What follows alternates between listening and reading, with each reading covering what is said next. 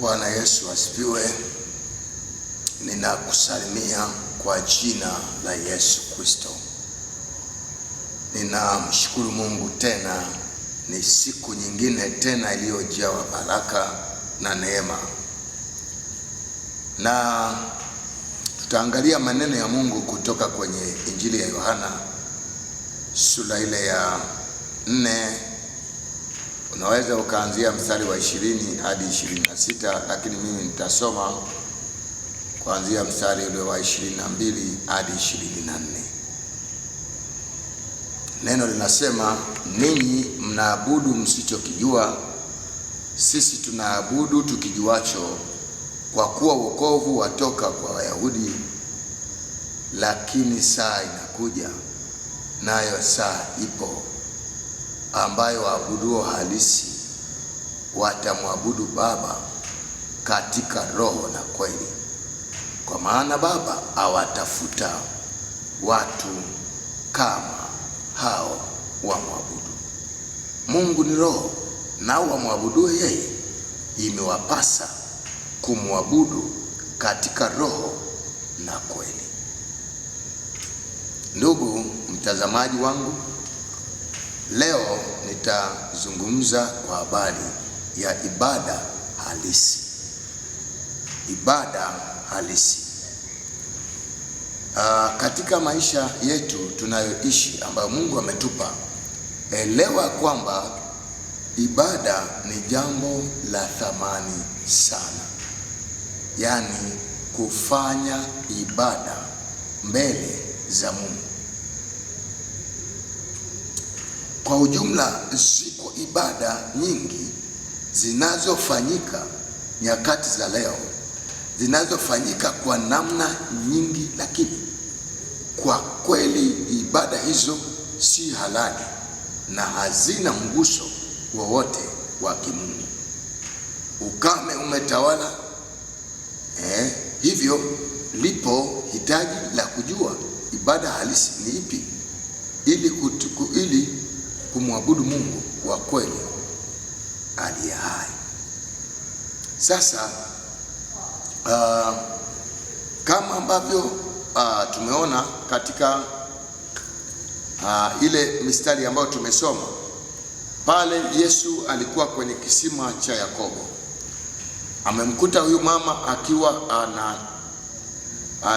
amemkuta Yesu akiwa ameketi, na yule mama alikuwa amekuja kuchota maji.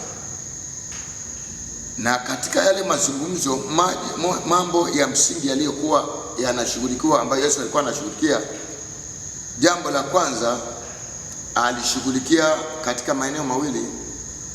Jambo la kwanza alishughulikia tatizo ambalo alikuwa nayo yule mwanamke la dhambi, na jambo la pili alishughulikia kuhusu mitazamo waliojengewa kuhusu ibada na mahali pa kuabudu.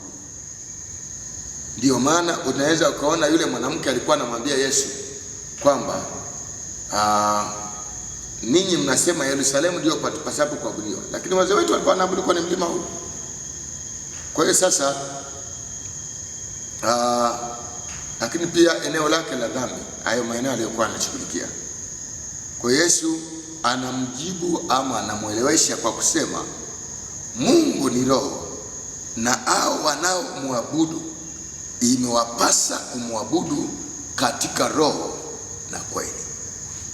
Ndugu mtazamaji wangu, unapaswa kumwabudu Mungu aliye hai.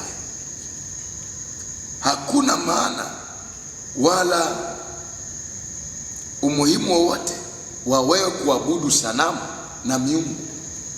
Sio mpango wa Mungu. Hukuumbwa na miungu, umeumbwa na Mungu. Na kama umeumbwa na Mungu, lazima umwabudu Mungu aliye hai. Sasa tunaposema ibada halisi, tuna maana gani? Ibada ni tendo la heshima ya hali ya juu linalotolewa kwa Mungu ama kwa chochote kinachoheshimika kama Mungu. Ni tendo la hali ya juu linalotolewa kwa Mungu ama kwa chochote kinachoheshimika kama Mungu. Hiyo ni ibada. Lakini maana nyingine ya pili ya ibada ni tendo ni kitendo chochote kinachofanywa kwa kuonyesha unyenyekevu wa hali ya juu, utii wa hali ya juu, heshima ya hali ya juu, shukurani ya hali ya juu na utukufu kwa Mungu aliye hai. Kwa unaposema ninafanya ibada kwa Mungu, moja ya mambo ambayo yanatakiwa yaonekane kwenye maisha yako, kwanza unatakiwa uonekane unyenyekevu kwa Mungu wa hali ya juu, shukurani ya hali ya juu, utii wa hali ya juu kwenye maisha yako ama kwenye hizo hatua zako za kiibada, yale matendo ya kiibada. Hayo ndio mambo ambayo yanapaswa kuonekana: unyenyekevu wa hali ya juu, shukurani, utii, heshima ya hali ya juu. Lakini maana nyingine ya ibada ni kumwabudu Mungu kwa moyo wa kweli. Ni ile hali ambayo mtu anaifanya ile ibada kwa moyo wa kweli. Ibada ambayo inafanyika kwa ule moyo wa kweli, si ibada ya nje tu, bali ndani pia. Ni ile ibada ambayo inaambatana na ule mwitikio wa ndani, sio wa nje peke yake. Manake yale matendo yako ya nje hayatofautiani na kile kinachoendelea ndani. Lakini maana nyingine ya ibada ni uhai. Ndiyo maana ni muhimu sana uelewe ibada ni uhai. Ibada ni uhai. Kwa hiyo mtu asipofanya ibada ile ya kweli hawezi kuwa salama. Huwezi kuacha kumwabudu Mungu alafu kawa salama. Ibada ni uhai. Ibada ndio mahali ambapo watu wanapata nguvu, ndio mahali ambapo wanahuishwa tena. Ibada ndio mahali ambapo Mungu anasema na watu wake. Ni moja kati ya maeneo ambayo Mungu anayatumia kusema na watu. Okay. Tunaposema ibada halisi, tuna maana gani? Ibada halisi kwa mujibu wa maandiko tuliyosoma ni kwamba ni hali ambayo muamini anapaswa kuidhihirisha kupitia katika hatua za kiibada. Tunaposema ibada halisi ni hali ambayo muamini anapaswa kudhihirisha katika hatua za kiibada. Unapaswa kudhihirisha katika zile hatua za kiibada katika maeneo makuu mawili.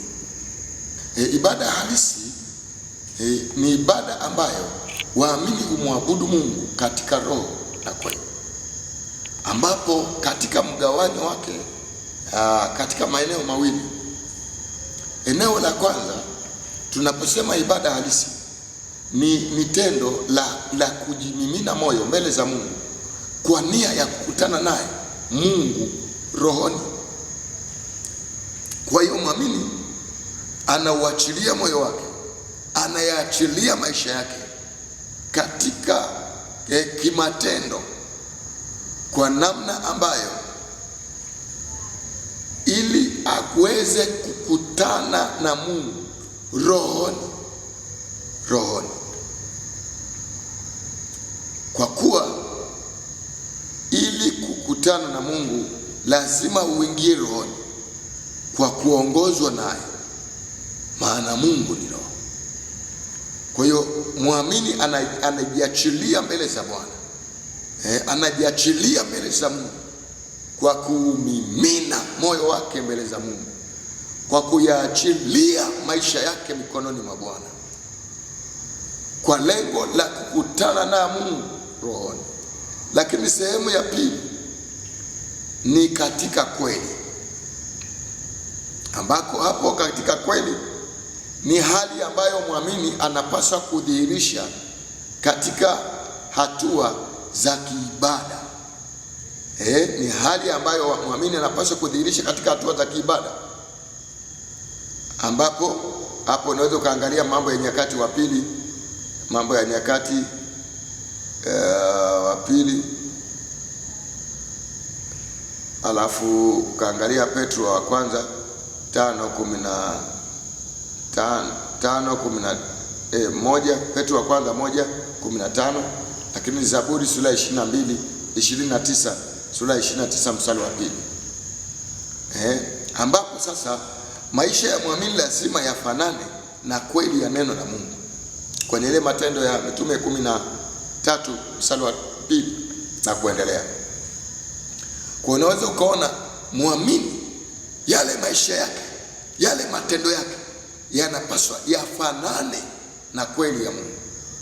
Yale matendo ya kiibada, zile hatua za kiibada, ule moyo wake unapaswa ufanane na kweli ya Mungu, kusiwe na tofauti na kweli ya neno la Mungu. Okay, baada ya kuona hayo, viko vizuizi ambavyo vinazuia ibada halisi isifanyike. Kizuizi namba 1 ni kubaki kwenye desturi na taratibu za kibinadamu au za kidini ambazo hazina uhai. Watu wengi wamebakia kwenye zile taratibu za kidini na za kibinadamu ambazo ndani yake hazina uhai. Kwa watu wamejikuta wanafanya ibada ambazo hazina mguso wa Mungu. Watu wanaingia na mapepo, wanatoka na mapepo. Watu wanaingia wamejeruhiwa, wanatoka wamejeruhiwa. Watu wanaingia wakiwa hawana amani, wanatoka hawana amani. Nataka nikuambie, kwenye ibada halisi unaweza ukaingia una amani, utatoka ukiwa na amani. Unaweza ukaingia umekata tamaa, utatoka matumaini yakiwa yamerejea. Unaweza ukaingia ukiwa na huzuni kaondoka. Hiyo ndio ibada halisi.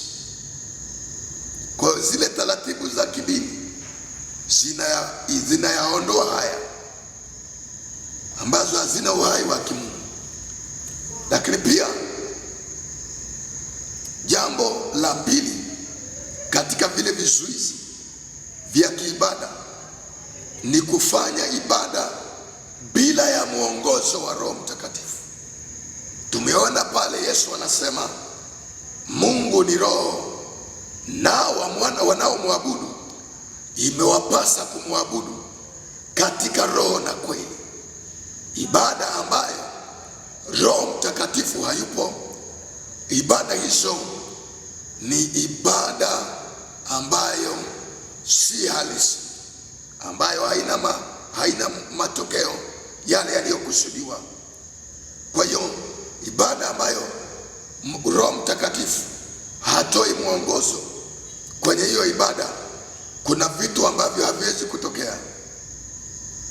Kwa hiyo watu wanafanya ibada bila ya mwongozo wa Roho Mtakatifu. Watu wanafanya ibada kwa mazoea. Watu wanafanya ili mradi tuliende. Ibada sio ili mradi tuliende. Ibada ni tendo takatifu la kimungu. Ibada ni moja ya chakula muhimu sana cha Mungu ambacho kila moja anapaswa kufanya. Na ndio maana maandiko yanasema usimwabudu Mungu mwingine ila Mungu peke yake. Nataka nikuambie, mtu wa Bwana na mtu wa Mungu, uelewa ya kwamba ibada halisi lazima mwongozo wa Roho Mtakatifu uwepo. Okay, kizuizi kingine ni kufanya ibada kwa maigizo. Wako watu wanaigiza, wanafanya mambo ya maigizo na si katika kufata ule utaratibu na kanuni na ule mpango wa Mungu aliye hai. Neno la Mungu katika Mathayo anasema ile sura ya 15 mstari wa 8 hadi wa 9, watu hao niheshimu kwa midomo ila mioyo yao iko mbali nami. Natangaza kwa jina la Yesu, Bwana akupe neema uelewe ya kwamba haupaswi kufanya maigizo kwenye ibada ambazo unafanya. Lakini pia kwenye hilo eneo. Kizuizi kingine ni kulegeza misimamo ya kiroho, ni kulegeza misimamo ya kiroho. Watu wengi wanalegeza misimamo.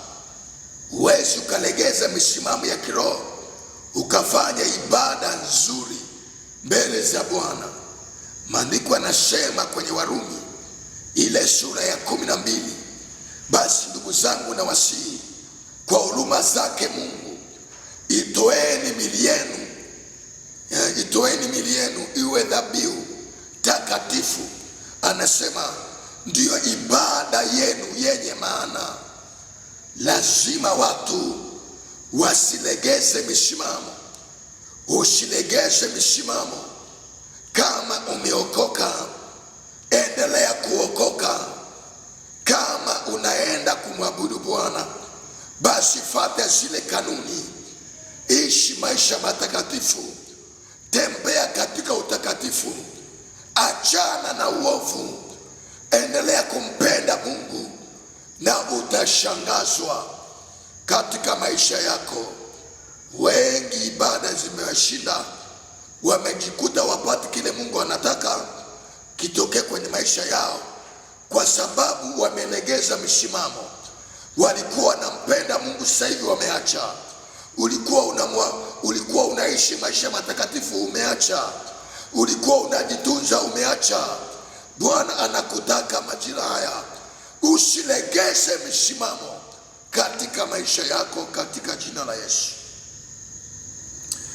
Baada ya kuangalia hayo, tuangalie kipengele kingine kuhusu ibada ya halisi, ambacho kinahusu mambo ya kufanya ili ibada iwe halisi kwenye maisha yako.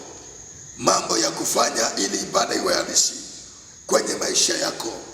Elewa ya kwamba ibada ni hitaji kubwa la Mungu, na sisi kwa sababu tumeumbwa naye, Mungu anatazamia kwamba sisi tumwabudu yeye.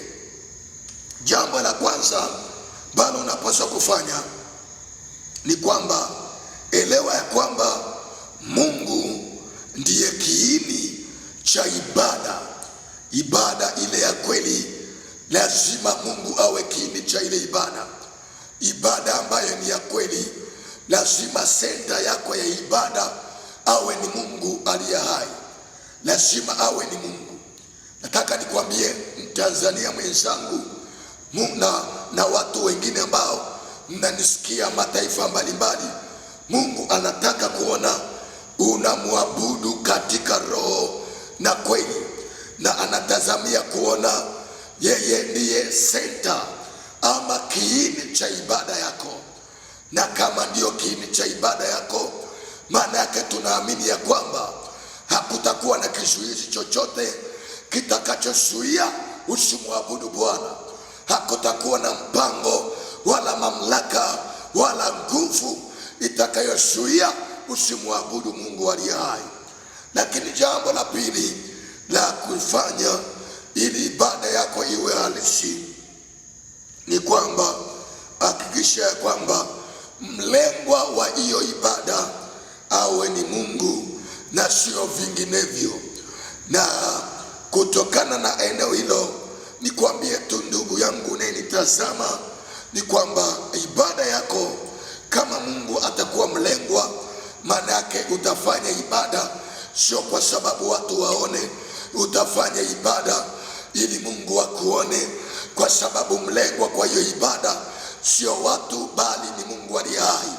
Na nataka nikwambie, tamani kwenye maisha yako kwamba ibada unayoifanya kwamba Mungu awe wa kwanza kuona, na usitamani wanadamu wawe wa kwanza kuona.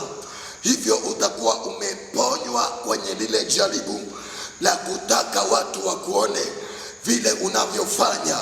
Wako watu wengi wanakwama, wako watu wengi wanashindwa, wako watu wengi wanafeli kwa sababu wanatamani watu wawaone yale wanayoyafanya, na wanapoonekana kama hawajafanya sawasawa kwa ile mitazamo ya kibinadamu, wanakufa moyo, wanaacha kumwabudu Bwana. Nataka nikwambie, acha mlengwa kwenye hiyo ibada unayoifanya. awe ni Mungu aliye hai, Mungu aliye mtakatifu, Mungu mwenye nguvu zote, Mungu mwenye mamlaka isiyoshindwa. Haleluya, haleluya. Lakini pia eneo lingine ambalo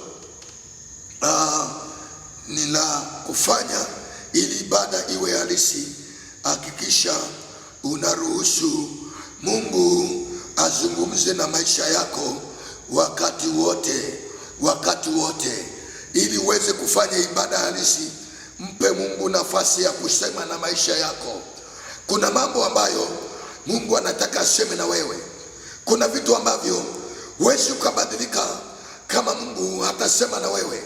Mruhusu Mungu aseme na maisha yako. Mruhusu Bwana aseme na maisha yako kupitia watu wake mbalimbali, kupitia ibada mbalimbali, kupitia watu wanaokuzunguka. Mungu aseme na wewe. Mungu anaweza akasema na wewe. Ni nini kifanyika kuhusu ibada? Leo hii tunayakosa matendo na madhihirisho yale halisi ya kiibada kwa sababu watu wamefunga milango, hawataki kusikia Mungu akisema na wao. Wamezuia, wamebaki na mambo ya zamani badala ya kuwa na mambo mapya. Taka nikwambie kwa jina la Bwana, pamoja na kutokuacha mambo ya zamani, lazima uelewe ya kwamba Mungu anataka kuona kwamba unampa nafasi ya kusema na wewe tena na tena. Alisema jana, aseme na wewe tena leo, aseme na wewe mchana, aseme wakati wote. Tunahitaji kusikia Mungu akisema na maisha yetu wakati wote. Kwa hiyo Mungu aseme na sisi, mruhusu Mungu aseme na wewe. Lakini jambo lingine ambalo ni la kufanya ni kuliishi neno la Mungu kwa ukamilifu, ili ufanye ibada inayomgusa Mungu, ibada kamilifu. Liishi neno la Mungu, ishi kweli ya Mungu. Lina maana ya kwamba neno la Mungu lile ambalo Mungu anasema na watu wake na kanisa, lile neno ndiyo ibada. Watu wanapoishi lile neno na kufanya sawasawa na neno, hiyo ndiyo ukamilifu wa ibada. Lakini jambo lingine, fanya maandalizi kabla ya ibada. Watu wengi wafanye maandalizi kabla ya ibada, na mkuta tu mtu anakurupuka, hataki maandalizi, anakurupuka, hajiandai upande wa mavazi, anakurupuka tu, hajiandai upande wa maombi. Yeye mwenyewe binafsi kisaikolojia anakuja kanisani, ama anataka kufanya ibada kama vile mtu yuko hotelini anaagiza chakula. Ibada hatutumagi mtu. Ibada ni kila mmoja anajiwakilisha mwenyewe kwa Mungu. Ibada hatutumi mtu kutufanyia ibada. Ibada hii inahitajika kila mmoja awakilishe roho yake mbele za Bwana imwabudu. Mungu anahitaji kila mmoja amwabudu Mungu, na si katika hali ya kumtuma mtu mwingine akufanyie ibada. Kwa kila mmoja anapaswa kufanya hiyo ibada. Fanya maandalizi. Nimesema fanya maandalizi ya kisaikolojia, fanya maandalizi kama ni sadaka, kama nini, kila kitu ambacho unajua ni cha kiibada kifanye. Hicho kinasababisha uifanye ibada ile halisi ambayo inamgusa Bwana, ile ibada ambayo ina nguvu za Mungu, ina uwepo wa Mungu. Fanya hivyo, utaona madhihirisho, moto utashuka, maajabu yataonekana katika jina la Yesu. Lakini pia kwenye hayo maandalizi kuna mambo ya kuweka mazingira vizuri mahali pa ibada na kadhalika. Na eneo lingine ni maisha matakatifu yasiyo na mawaa. Amua kuishi maisha matakatifu. Fanya maisha matakatifu. Uacha maisha ya michanganyo. Watu wengi wanajichanganya. Kanisani anataka, ibada anataka, na kwa shetani anakunataka. Nataka nikwambie, achana hayo mambo. Biblia inasema usiwe vugu. Heri uwe moto, maana ukiwa vugu hata kutapika utatapikwa. Acha hayo mambo mara moja. Amua kwa jina la Yesu kuishi maisha matakatifu ili kufanya ibada halisi inayokubalika mbele za Bwana. Lakini pia hakikisha unampa Mungu nafasi ya kwanza. Mpe Mungu nafasi ya kwanza ili ufanye ibada halisi. Lazima Mungu apewe nafasi ya kwanza. Wengi unamfanya Mungu kama hatua ya pili. Unamfanya mtu anataka kufanya ibada, kumwabudu Mungu pale ambapo amekosa kazi, pale ambapo umefukuzwa kazi, pale ambapo hauna chochote cha kufanya, ndio nataka umwabudu Bwana. Sio kweli. Mungu anataka umwabudu ukiwa na kazi, hivyo hivyo. Mungu anataka umwabudu ukiwa umebanwa, hivyo hivyo. Mungu anataka umwabudu katika mazingira hayo hayo. Sio wakati umebanwa ndio unasema nataka nifanye ibada. Hayo ni mambo ambayo sio sawa sawa. Ni sawa na kumweka Mungu nafasi ya pili. Mwabudu Mungu, fanya ibada hata kama umebanwa. Fanya ibada hata kama umemizwa. Fanya ibada hata kama kuna majanga umekutana nayo. Fanya ibada mbele za Mungu aliye hai. Lakini jambo lingine hapo kwenye kumpa Mungu nafasi ya kwanza, unaweza ukaangalia kuna ile Luka 19 mstari wa 46, Luka 19 mstari wa 46, lakini pia Matendo ya Mitume 21 mstari wa 13. Unaweza ukaona hapo Matendo ya Mitume. Nafikiri tusome hiyo Matendo ya Mitume sura ile ya 21. Matendo ya Mitume sura ile ya 21. Matendo ya Mitume sura 21. Tuangalie hapo 21, sura 21 na ule mstari wa 13. Neno la Mungu linasomeka hivi: ndipo Paulo alipojibu, mnafanya nini kulia na kunivunja moyo? Kwa maana mimi licha ya kufungwa ni tayari hata kuuawa katika Yerusalemu kwa ajili ya jina lake Bwana Yesu. Tunamwona mtume Paulo amempa Mungu nafasi yake ya kwanza, pamoja na kuambiwa kwamba Yerusalemu atatendwa mabaya. Anaambiwa yuko tayari hata kufa kwa ajili ya Kristo, lakini sio kurudi nyuma, kwa sababu alimpa Mungu nafasi ya kwanza. Hivyo mpatie Mungu nafasi ya kwanza kwenye maisha yako. Wengine wenu kuna mambo yanawazuia msifanye ibada mbele za Bwana. Lakini jambo lingine la kufanya ili kufanya ibada halisi ni kufanya ibada kwa utaratibu na heshima inayostahili kwa Mungu. Fanya ibada kwa utaratibu na heshima inayostahili kwa Mungu. Unajua unapokuwa kwenye matendo yale ibada, muona kwamba unayemwabudu ni Mungu, sio mtu. Kwa hiyo heshima ile ambayo, ione ile heshima unayoitoa iwe ile ambayo Mungu anastahili kuheshimiwa. Aabudiwe Mungu kwa heshima ile ile, kwa kiwango kile kile, na hadhi yake ile ile anayostahili Mungu aliye hai. Lakini pia moja mambo ambayo yatakusaidia kufanya ibada hii halisi ni kudumu katika maisha ya ibada hata nje ya kanisa. Watu wengi hawadumu ile hali ya kiibada baada ya kuwa nje ya kanisa. Fanya hivyo, dumu katika maisha ya kiibada, uwe na ile hali ya kiibada hata nje ya kanisa, nikiwa na maana ya kwamba swala la utakatifu sio kanisani peke yake, hata nje ya kanisa liendelee. Swala la utaua na unyenyekevu na upendo wako kwa Mungu, hata ukiwa kazini kwako, mambo hayo yaendelee, na Mungu atakubariki sana. Ni muhimu sana kuelewa kwamba Mungu ni Mungu anayependa ibada, na ukidumu katika maisha ya ibada hata baada ya ibada, hata nje ya kanisa, ibada utakazokuwa unafanya zitakuwa ibada zilizo hai. Lakini eneo lingine, mambo yanayoambatana na ibada halisi. Jambo la kwanza kati ya yale mambo yanayoambatana na ibada halisi, jambo la kwanza ni matoleo yanayomgusa Mungu. Hakikisha kwamba unapofanya ibada yako, matoleo yale yanayomgusa Mungu. Toa yale matoleo yanayomgusa Mungu. Acha kufanya masiara, acha mazoea.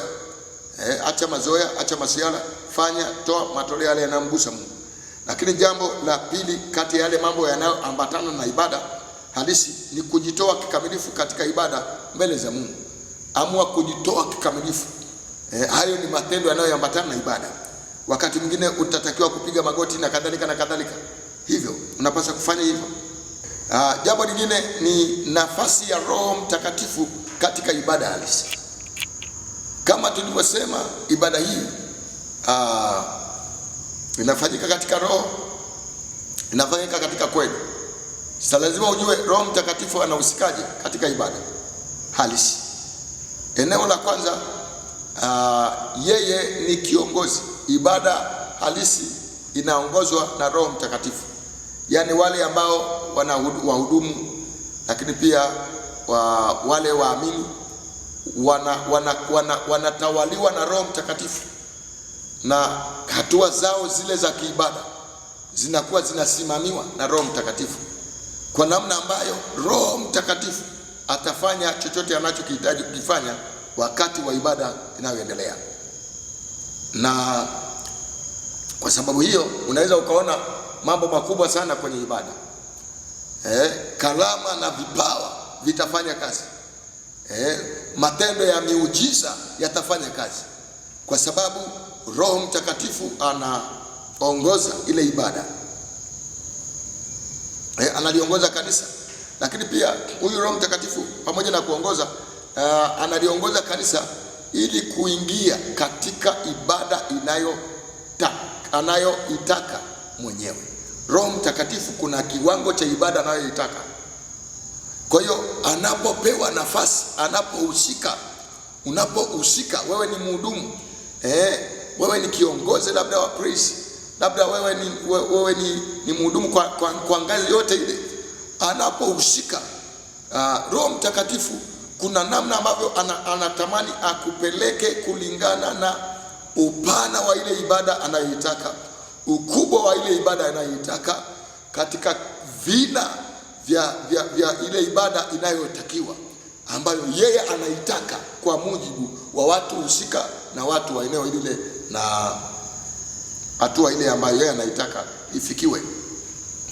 Na eneo lingine Roho Mtakatifu anahusika, namna ambayo anahusika ni kutufinyanga mioyo iendane na ibada anayoitaka Mungu.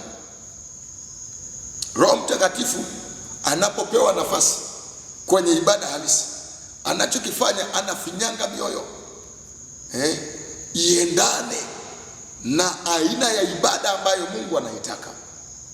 Na ndio maana mtu akibakia vile vile hawezi kufanya ibada, ataingia hivyo na atatoka vile vile. Lakini ibada ambayo Roho Mtakatifu ameingilia kati, nguvu yake imeshuka, watu wamefinyangwa kwa namna ile ambayo yeye anaona inafaa, utaona namna ambavyo inatokea kwamba bubujiko linakuwa kubwa, watu wananena kwa ndimi, lakini pia utaona watu wanasemeshwa. Roho Mtakatifu atasema, atatoa maelekezo na kadhalika. Kwamba Roho Mtakatifu anafinyanga mioyo, anailainisha mioyo, inakuwa tayari kwa ibada. Kama kwenye ile Zaburi ya 51 mstari wa 17 anasema roho iliyopondeka hawezi kuidharau. Kwa hiyo anaifinyanga mioyo kiwango cha kupondeka. Neno la Mungu linasema mtu ndiye nitakayemwangalia, mtu aliye mnyonge, anayepondeka, anayetetemeka, anayesikia neno langu. Kwa hiyo Roho Mtakatifu anafinyanga mioyo ya watu kiwango cha kutetemeka, kiwango cha kutetemeka.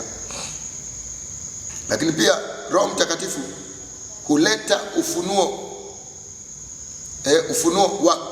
wa kimungu ufunuo wa kimungu. Anatupatia ufunuo. Kuna vitu fulani hivi ambavyo anaviachilia vya kiibada, ufunuo kwa ajili ya jambo fulani, kwa ajili ya mazingira fulani, yanayofanya ile ibada iwe vile anavyotaka yeye. Kama ni mtembeleo wa kimungu, uwe ule anaotaka yeye. Na kitu kingine, Roho Mtakatifu anahusika katika kuliletea kanisa bubujiko linalozalisha furaha isiyozuilika na machozi. Roho Mtakatifu akiwepo, anahusika kwenye ibada katika kutengeneza lile bubujiko na furaha ambayo haielezeki. Na ndio maana ni muhimu sana vitu hivi vikafanyika kwenye maisha yako. Mtu anaweza akaja ametoka huko akiwa amepanga kabisa, leo nitaenda na sali mara ya mwisho, nikitoka nitajua. Lakini akifika kanisani, nguvu za Mungu zikashuka, bubujiko likatokea, utaona yule mtu anagairi kujua. Wengine anakuwa amepanga kabisa kwamba kutokana na mapito ninayopitia, ngoja mimi nitaachana na mke wangu, nitaachana na mume wangu. Anakuja kwenye ibada, nguvu ya Mungu inashuka, bubujiko linatokea, na shangaa anagairi, yale mawazo mabaya yanaondolewa na maisha yanaendelea. Mwingine alikuwa na majeraha, nguvu ya Mungu inashuka, bubujiko linatokea ndani yake, yale majeraha yanaponywa. Mtu mmoja mahali fulani alikuwa amekosewa na akaapa kabisa sitamsamehe, lakini kuna ibada ilifanyika. Baada ya ile ibada kufanyika, yule mtu akasema fulani, ingawa yeye alikuwa hajui, sasa kasikia tuko pale kwamba fulani, ulikuwa umenikosea na ukweli nilikuwa nimeapa sitakusamehe, lakini baada ya ile ibada akatangaza msamaha. Kwa lile bubujiko linapotokea, ule mwagiko wa nguvu za Roho Mtakatifu, watu wanapojaa nguvu za Mungu, wanaponena kwa lugha, kuna matengenezo ndani yanafanyika, na unashangaa yule mtu ambaye alikuwa amesema hawezi kusamehe, anasema kabisa, kuanzia leo nimesamehe. Kwa hiyo akasamehe na maisha yakaendelea. Lakini jambo la mwisho kwenye kipengele hiki ni kwamba Roho Mtakatifu hurahisisha tafsiri ya neno. Roho Mtakatifu anahusika kwenye ibada katika kurahisisha ile tafsiri ya neno, ni kuwafanya watu waelewe lile neno linalohubiriwa kwa urahisi. Na ndio maana Yesu alisema, Mungu ni roho, nao wamwabuduo imewapasa kumwabudu katika roho na kweli.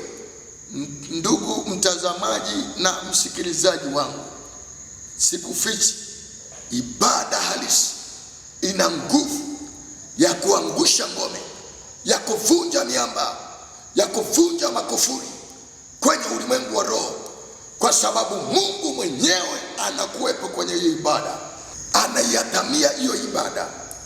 Kwa hiyo katika maisha yako, nataka nikuambie, kwa wewe ambao hujaokoka, unapaswa uelewe, unapaswa kumwamini Yesu, unapaswa kuokoka ili umwabudu yeye, kwa sababu wewe ni mali ya Mungu, wewe uliyekwisha kuokoka.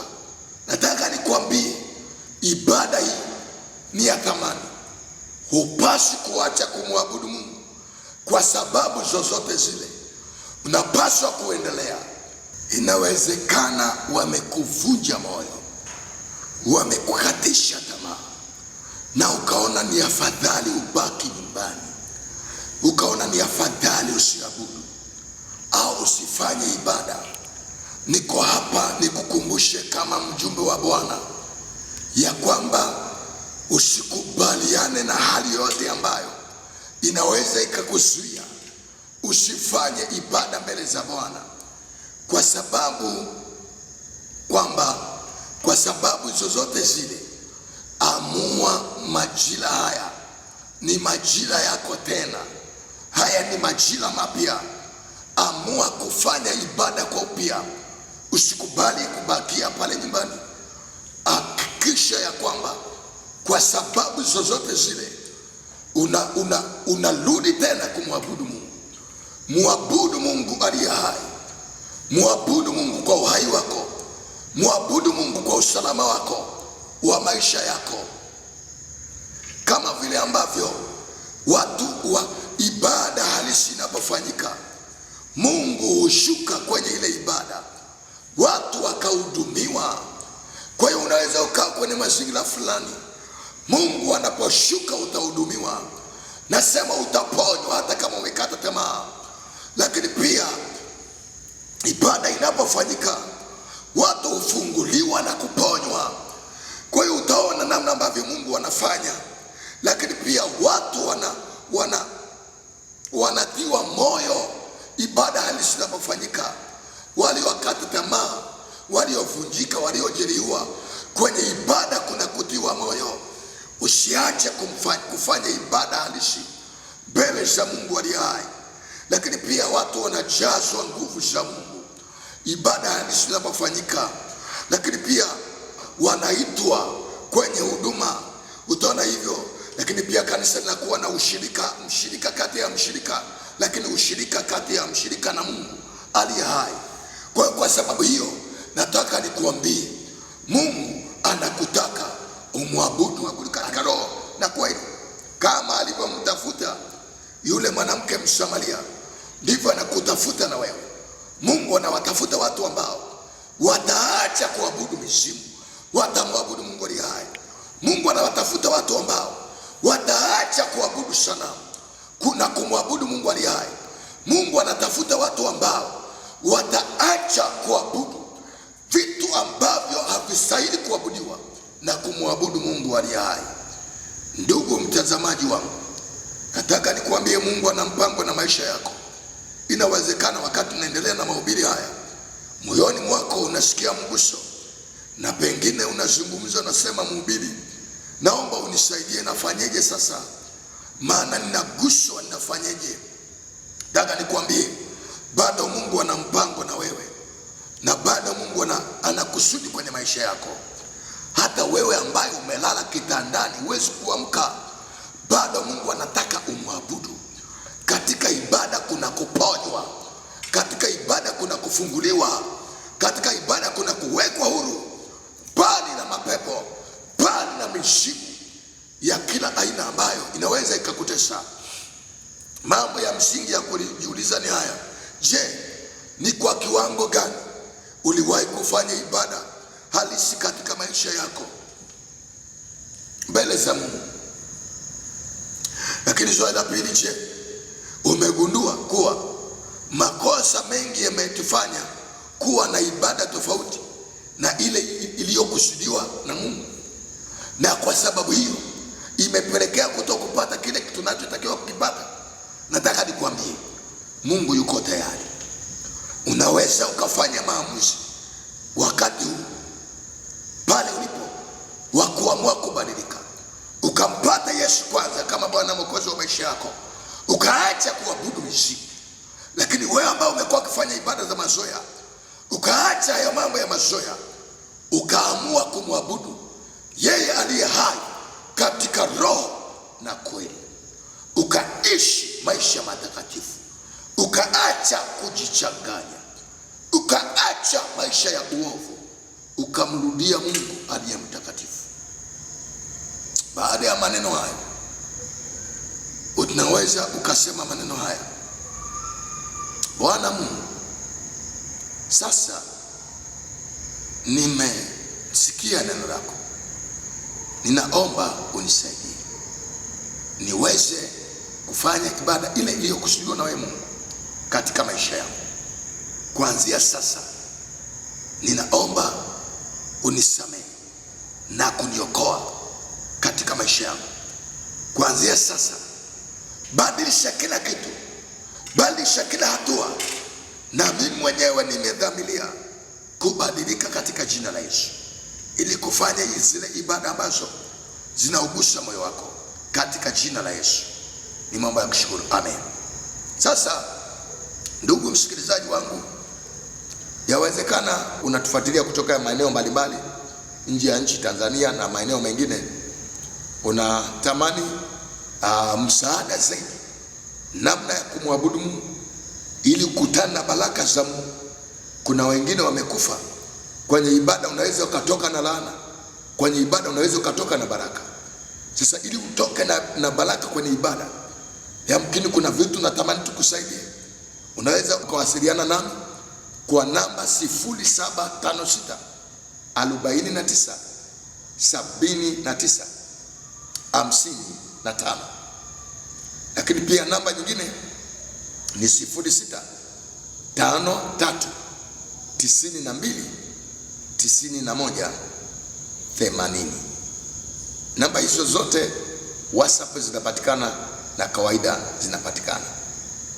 Ninakualika, tunapatikana Kinyerezi, Dar es Salaam, Tanzania, na ukipiga tu simu tutakuelekeza namna ya kufika. Karibu sana na utahudumiwa na Mungu atakubariki. Una changamoto yoyote, karibu, tutakusaidia kwa msaada wa Mungu. Bye bye, Mungu akubariki.